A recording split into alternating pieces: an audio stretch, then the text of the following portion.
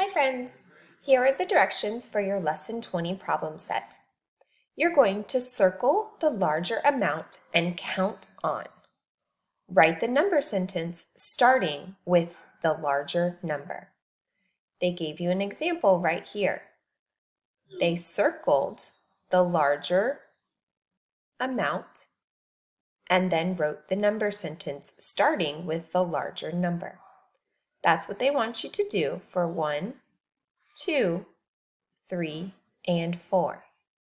Then on the back, you're going to color the larger part of the bond. Count on from that part to find the total and fill in the number bond.